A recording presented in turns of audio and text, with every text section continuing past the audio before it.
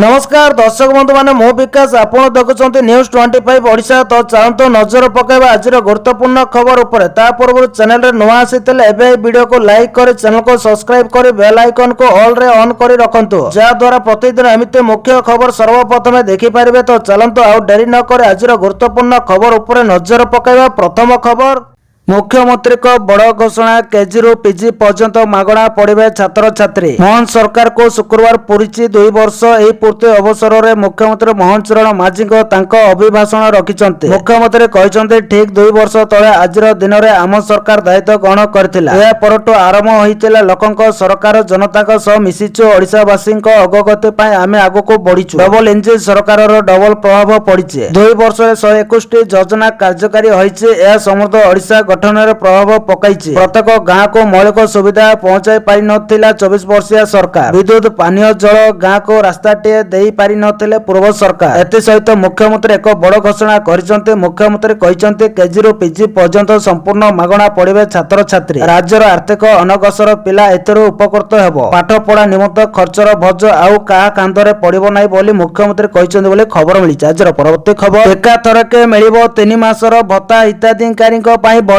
खबर। राज्यर लक्ष लक्ष भत्ताधारी एक खुशी खबर सामना को आसी। सरकार को पक्षर मिलता सूचना अनुसार आगामी दिन में हिताधिकारी मानक एकाथरक दीर्घ 3 मासर भत्ता टंका प्रदान कर निष्पत्ति फल राज्यर बुद्ध बुद्धा विधवा एवं भिन्नक्षम माने विशेष भाव उपकृत हेबे। प्रशासनिक स्तर में एथपाई समस्त प्रस्तुति चूड़ांत पर्यायर पहुंची। साधारणतः प्रति मासर भत्ता प्रदान कर बेले केतेक वैषयिक त्रुटि एवं बजेट व्यवस्था जोगु गत किछि मासर भत्ता बाकी रहितेला। यह दृष्टि रखी सरकार समस्त बकेया राशि को एका संगे मंजूर करिसंते। जो हिताधिकारी माने नियमित भावे मधुबाबू पेंशन योजना किमा जातीय सामाजिक सहायता कार्यक्रम एनएसएपी माध्यम रे सहायता पाउतेले सेमानक बैंक अकाउंट को सीधा सड़क डीबीडी माध्यम रे एही अर्थ पठा जिवो। जो स्थान गुड़िकर बैंकिंग सेवा सहज नुहे सेठारे पंचायत स्तर रे कैंप्स करा जाई नगद टंका बंटन करा जिबार व्यवस्था होईची बोली खबर मिली। आज परवर्ती खबर, पुणी बढ़िला सुना दर। 22 कैरेट सुना दर एबे लगातार 2 दिन ह्रास पाइबा परे पुणी बढ़ी। सुना दर 24 कैरेट सुना दर 10 ग्राम पिछा 2940 टंका वृद्धि पाई।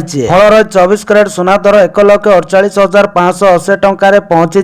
22 कैरेट सुना दर 2700 वृद्धि पाई हेला 1,70,200 रे पहुंची बोली खबर मिली। आज परवर्ती खबर, राज्यवासी को मुख्यमंत्री को बड़ भेटी। 35 लाख परिवार पाइबे पक्का घर। राज्यर गरीब और गृह शून्य लोकों पर मुख्यमंत्री मोहन चरण माझी एक ऐतिहासिक घोषणा करछन्ते। आगामी दिन में राज्यर प्राय 35 लाख योग्य हिताधिकारी को पक्का घर जोगाई दिया जिवो। सबुठारु गुरुत्वपूर्ण कथा होछि एही मेगा गृह निर्माण योजना पाई केंद्र सरकार को पक्षरु सबुज संकेत मिली सारी। सरकार को एही बड़ निष्पत्ति फल राज्यर लक्ष लक्ष गरीब परिवार मुंड उपरे निजस्व पक्का छातर स्वप्न साकार होबाकू जाउछि। मुख्यमंत्री को सूचना अनुसार एही प्रकल्प को सुचारू रूपे परिचालना करबा पाई एक स्वतंत्र ब्लूप्रिंट प्रस्तुत करा जायछि। योजना अधीन रे प्रति वर्ष 10 लाख हिताधिकारी को पक्का घर जोगाई दिया जिवो। प्रकृत गरीब भूमिहीन एवं कंचा घरे रहुतबा आवश्यक लोकों पाखरे जेपरि एही सुविधा पहुंचीबो सेथिपाई संपूर्ण स्वच्छ प्रक्रिया रे हिताधिकारी चयन करा जिवो। एही चयन प्रक्रिया रे कोनोसी प्रकार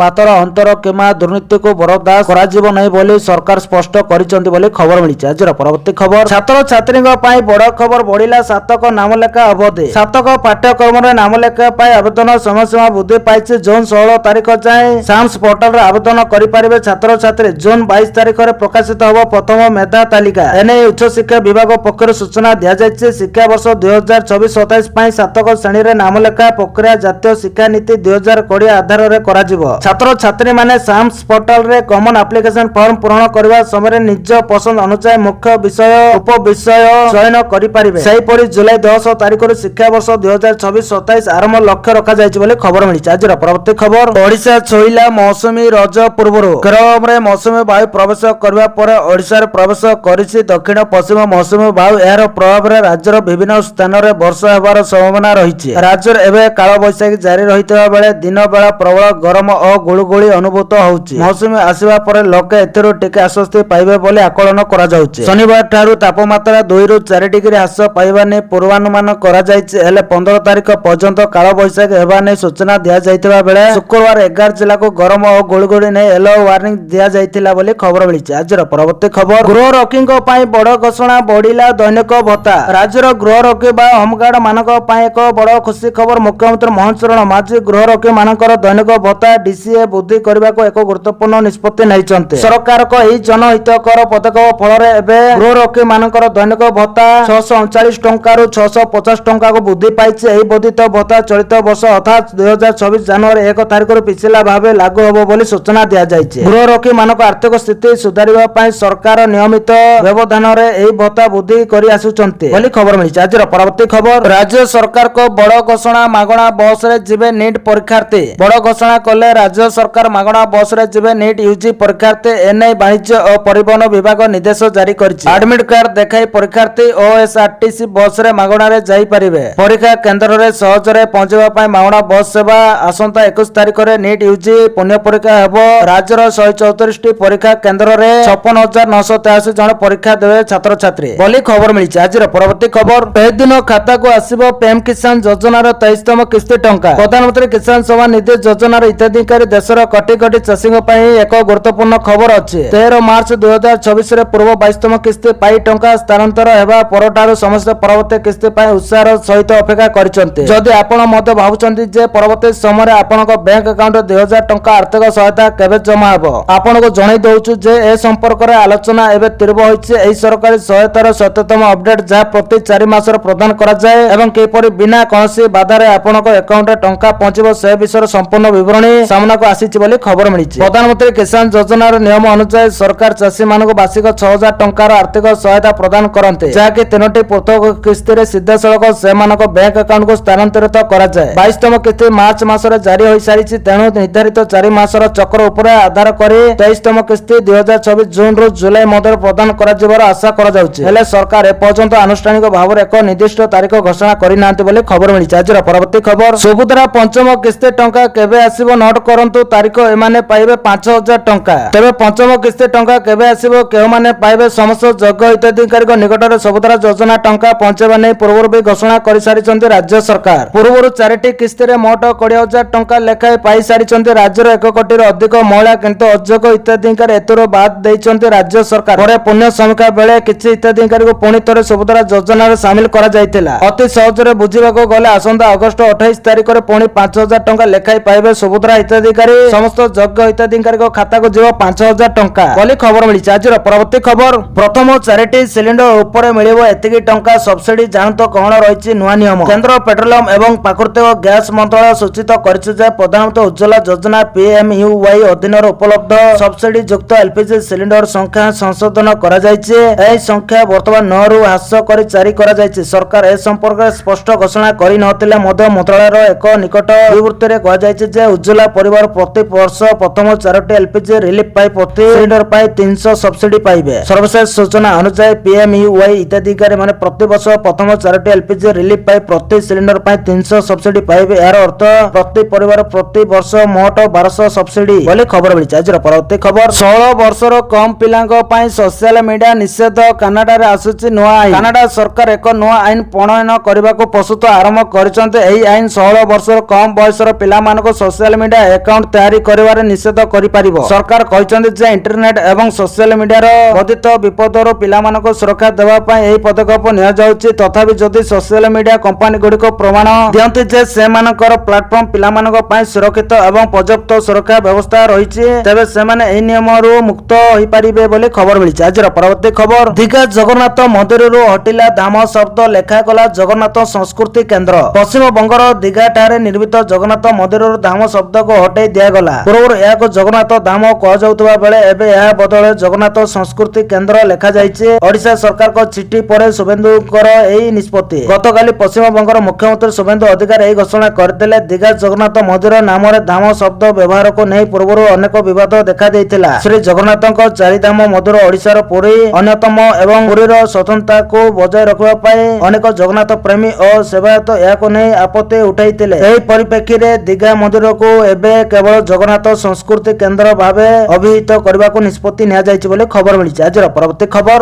ଇରାନ US ଭିତରେ ପୁଣି ଯୁଦ୍ଧ, ହରମୁଜ ସମ୍ପୂର୍ଣ୍ଣ ବନ୍ଦ। ଏବେ ଆପଣଙ୍କ ପକେଟ ଉପରେ ପଡ଼ିବ ବଡ଼ ପ୍ରଭାବ। ଇରାନ ଏବଂ ଆମେରିକା ମଧ୍ୟରେ ପୁଣି ଥରେ ଶତ୍ରୁତା ଦେଖାଦେଇଛି। ଏପ୍ରିଲରେ ସ୍ଥିର ହୋଇଥିବା ହୋଇଥିବା ଦୁର୍ବଳ ଅସ୍ତ୍ର ବିରତି ଏବେ ଭାଙ୍ଗିବା ପରି ମନେ ହେଉଛି। ଇରାନ ହରମୁଜ ପ୍ରଣାଳୀକୁ ସମ୍ପୂର୍ଣ୍ଣ ବନ୍ଦ କରିବାକୁ ଘୋଷଣା କରିଛି ଏବଂ ସ୍ପଷ୍ଟ ଭାବରେ କହିଛି ଯେ ଏହା ଦେଇ ଯିବାକୁ ଚେଷ୍ଟା କରୁଥିବା ଯେକୌଣସି ଜାହାଜ ଉପରେ ଗୁଳି ଚାଳନା କରାଯିବ। ଏହି ସମୟରେ ଆମେରିକା ଅନେକ ଇରାନୀ ଲକ୍ଷ୍ୟସ୍ଥଳ ଉପରେ ନୂତନ ଆକ୍ରମଣ ଆରମ୍ଭ କରିଛି। ଯଦି ଇରାନ ତୁରନ୍ତ ଏକ ଚୁକ୍ତି ସ୍ୱାକ୍ଷର ନ କରେ ତେବେ ଆକ୍ରମଣକୁ ତୀବ୍ରତର କରିବାକୁ ରାଷ୍ଟ୍ରପତି ଟ୍ରମ୍ପ ଧମକ ଦେଇଛନ୍ତି ବୋଲି ଖବର ମିଳିଛି। ଆଜିର ପରବର୍ତ୍ତୀ ଖବର, ରାଷ୍ଟ୍ରପତିଙ୍କ ମୟୂରଭଞ୍ଜ ଗସ୍ତ ପୂର୍ବରୁ କଡ଼ା ସୁରକ୍ଷା ପରିସ୍ଥିତି ସମୀକ୍ଷା କଲେ ଡିଜିପି। ରାଷ୍ଟ୍ରପତିଙ୍କ ମୟୂରଭଞ୍ଜ ଗସ୍ତ ପାଇଁ ସୁରକ୍ଷା ବ୍ୟବସ୍ଥାର ସମୀକ୍ଷା କଲେ ଡିଜିପି। ଚଳିତ ମାସ 19-20 ତାରିଖରେ ରାଷ୍ଟ୍ରପତି ଶ୍ରୀମତୀ ଦ୍ରୌପଦୀ ମୁର୍ମୁଙ୍କ ମୟୂରଭଞ୍ଜ ଜିଲ୍ଲା ଗସ୍ତ କାର୍ଯ୍ୟକ୍ରମ ରହିଛି। ଏହି ଗସ୍ତକୁ ସୁରକ୍ଷିତ, ସୁବ୍ୟବସ୍ଥିତ ଏବଂ ନିର୍ବିଘ୍ନ ଭାବେ ସମ୍ପନ୍ନ କରିବା ନିମନ୍ତେ କଟକସ୍ଥିତ ରାଜ୍ୟ ପୁଲିସ ମୁଖ୍ୟାଳୟରେ ରାଜ୍ୟ ଆରକ୍ଷୀ ମହାନିର୍ଦ୍ଦେଶକ ଶ୍ରୀ ଯୋଗେଶ ବାହାଦୁର ଖୁରାନିଆଙ୍କ ଅଧ୍ୟକ୍ଷତାରେ ଏକ ଉଚ୍ଚସ୍ତରୀୟ ପ୍ରସ୍ତୁତ ବୈଠକ ଅନୁଷ୍ଠିତ ହୋଇଥିଲା। ବୈଠକରେ ଡିଜିପି ଭିଆଇପିଙ୍କ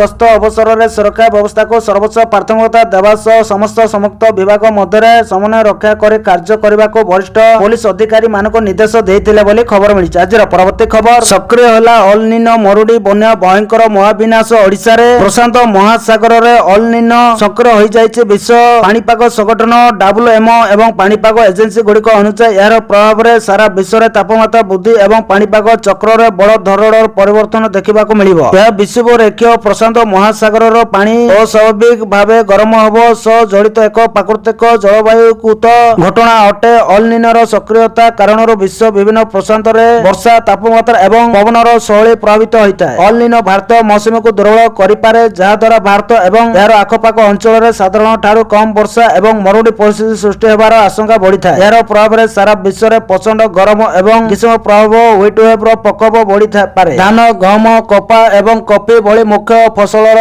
ଅମଳ ପ୍ରଭାବିତ ହୋଇପାରେ, ଯାହାଦ୍ୱାରା ଖାଦ୍ୟ ପଦାର୍ଥ ଏବଂ ଶକ୍ତି ଏନର୍ଜିର ମୂଲ୍ୟ ବୃଦ୍ଧି ହୋଇ ମହଙ୍ଗା ମାଡ଼ର ଚାପ ବଢ଼ିପାରେ ବୋଲି ଖବର ମିଳିଛି। ଆଜିର ପରବର୍ତ୍ତୀ ଖବର, ନିଯୁକ୍ତ ପାଇବେ ପ୍ରଫେସର ଓ ଆସୋସିଏଟ ପ୍ରଫେସର। ରାଜ୍ୟର ସ୍ୱାସ୍ଥ୍ୟ ବ୍ୟବସ୍ଥାକୁ ଆହୁରି ମଜବୁତ କରାଯିବ, ଲୋକଙ୍କ ନିକଟରେ ଉନ୍ନତ ମାନର ଚିକିତ୍ସା ସେବା ପହଞ୍ଚିବ, ସେଥିପାଇଁ ଓଡ଼ିଶା ସରକାର ଏକ ମହତ୍ୱପୂର୍ଣ୍ଣ ପଦକ୍ଷେପ ନେଇଛନ୍ତି। ରାଜ୍ୟର ବିଭିନ୍ନ ସରକାରୀ ମେଡିକାଲ କଲେଜ ଓ ଚିକିତ୍ସା ଶିକ୍ଷାନୁଷ୍ଠାନ ଗୁଡ଼ିକରେ ବିଶେଷଜ୍ଞ ଡାକ୍ତର ଓ କର୍ମଚାରୀଙ୍କୁ ନିଯୁକ୍ତି ଦେବେ। ଶିକ୍ଷାଦାନ ଓ ରୋଗୀଙ୍କୁ ସେବା ଯୋଗାଇବା ପାଇଁ ମୋଟ 755ଟି ନୂତନ ପଦବୀ ମଞ୍ଜୁର କରିଛନ୍ତି ରାଜ୍ୟ ସରକାର। ମଞ୍ଜୁର ହୋଇଥିବା ପଦବୀ ଗୁଡ଼ିକ ମଧ୍ୟରେ 7ଟି ପ୍ରଫେସର, 35ଟି ଆସୋସିଏଟ ପ୍ରଫେସର, 50ଟି ଆସିଷ୍ଟାଣ୍ଟ ପ୍ରଫେସର, 29ଟି ଟ୍ୟୁଟର, 248ଟି ସିନିୟର ରେସିଡେଣ୍ଟ, 190ଟି ଜୁନିୟର ରେସିଡେଣ୍ଟ MBBS, 112ଟି କାଜୁଆଲିଟି ମେଡିକାଲ ଅଫିସର CMO ଏବଂ 84ଟି ବ୍ଲଡ ବ୍ୟାଙ୍କ ଅଫିସର BBO ପଦବୀ ରହିଛି। ଏହି ପଦବୀ ଗୁଡ଼ିକ ପୂରଣ ହେବା ପରେ ମେଡିକାଲ କଲେଜ ଗୁଡ଼ିକରେ ଶିକ୍ଷକ ଏବଂ ଚିକିତ୍ସକଙ୍କ ଉପଲବ୍ଧତା ବୃଦ୍ଧି ପାଇବ, ଯାହା ଚିକିତ୍ସା, ଶିକ୍ଷା ଓ ରୋଗୀ ସେବା ଉଭୟ କ୍ଷେତ୍ରରେ ସକାରାତ୍ମକ ପ୍ରଭାବ ପକାଇବ ବୋଲି ଖବର ମିଳିଛି। ଆଜିର ପରବର୍ତ୍ତୀ ଖବର,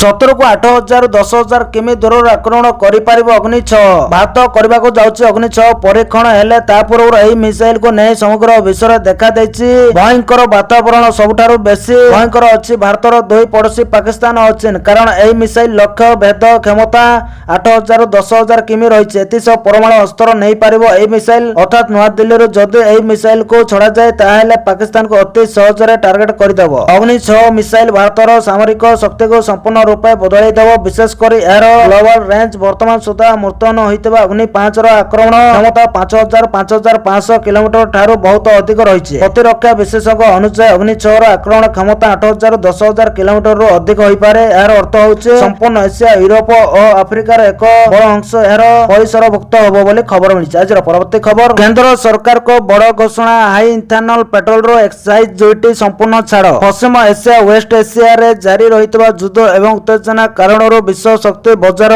ଗ୍ଲୋବାଲ ଏନର୍ଜି ମାର୍କେଟରେ ସୃଷ୍ଟି ହୋଇଥିବା ହାହାକାର ମଧ୍ୟରେ ଭାରତ ସରକାର ଦେଶକୁ ତେଲ ସଂକଟରୁ ରକ୍ଷା କରିବା ଏବଂ ଆତ୍ମନିର୍ଭରଶୀଳତା କରିବା ପାଇଁ ଏକ ଅତ୍ୟନ୍ତ ଐତିହାସିକ ପଦକ୍ଷେପ ଗ୍ରହଣ କରିଛନ୍ତି। କେନ୍ଦ୍ର ସରକାର ଏକ ଆଧିକାରିକ ବିଜ୍ଞପ୍ତି ଜାରି କରି ଅଧିକ ପରିମାଣର ଇଥାନଲ ମିଶ୍ରିତ ପେଟ୍ରୋଲ ଉପରେ ଲାଗୁ ହେଉଥିବା ଏକ୍ସାଇଜ ଡ୍ୟୁଟି ଉପାଦ ଶୁଳ୍କକୁ ସମ୍ପୂର୍ଣ୍ଣ ଭାବେ ଛାଡ଼ କରିବାକୁ ଘୋଷଣା କରିଛନ୍ତି। ବୁଧବାର ଜାରି ହୋଇଥିବା ଏକ ସରକାରୀ ବିଜ୍ଞପ୍ତି ଅନୁଯାୟୀ 22%ରୁ 30% ଇଥାନଲ ଯୁକ୍ତ ପେଟ୍ରୋଲ ଉପରେ କୌଣସି ଏକ୍ସାଇଜ ଡ୍ୟୁଟି ଲାଗିବ ନାହିଁ ବୋଲି ଖବର ମିଳିଛି। ଆଜିର ପରବର୍ତ୍ତୀ ଖବର, ଜୁନ 30 ସୁଦ୍ଧା କରିଦିଅନ୍ତୁ ଏହି ଜରୁରୀ କାମ, ନଚେତ ବନ୍ଦ ହୋଇଯିବ ଗ୍ୟାସ ସବସିଡି ଏବଂ ସିଲିଣ୍ଡର ଡେଲିଭରି। ଯଦି ଆପଣ ଆପଣଙ୍କର ଗ୍ୟାସ ସିଲିଣ୍ଡରକୁ ସମୟ ମଧ୍ୟରେ ପହଞ୍ଚାଇବାକୁ ଚାହୁଁଛନ୍ତି ଏବଂ LPG ସବସିଡି ଲାଭ ପାଇବାକୁ ଚାହୁଁଛନ୍ତି, ତେବେ ଏହି ସୂଚନା ଆପଣଙ୍କ ପାଇଁ ଅତ୍ୟନ୍ତ ଗୁରୁତ୍ୱପୂର୍ଣ୍ଣ। ଆପଣଙ୍କ ପକ୍ଷରୁ ଏକ ସାମାନ୍ୟ ଅବହେଳା ଆପଣଙ୍କର ଗ୍ୟାସ ସିଲିଣ୍ଡର ଡେଲିଭରି ଏବଂ ସବସିଡି ଉଭୟକୁ ଗୁରୁତ୍ୱପୂର୍ଣ୍ଣ ଭାବରେ ପ୍ରଭାବିତ କରିପାରେ। ଯଦି ଆପଣ ଏପର୍ଯ୍ୟନ୍ତ ଆପଣଙ୍କର EKYC ସମାପ୍ତ କରିନାହାନ୍ତି, ତେବେ ଯଥେଷ୍ଟ ଅସୁବିଧାର ସମ୍ମୁଖୀନ ହେବାକୁ ରକ୍ଷା ପାଇବା ପାଇଁ ଯଥାଶୀଘ୍ର शीघ्र यह करंतु। सरकार को नूतन नियम अनुसार 1 जुलाई रु जो उपभोक्ता माने 21 पूरण करनाते से माने एलपीजी सिलिंडर सब्सिडी पाइबे नै। ए नियम प्रधानमंत्री उज्ज्वला योजनार हिताधिकारी मानक सहित अन्य उपभोक्तांको पई मध्ये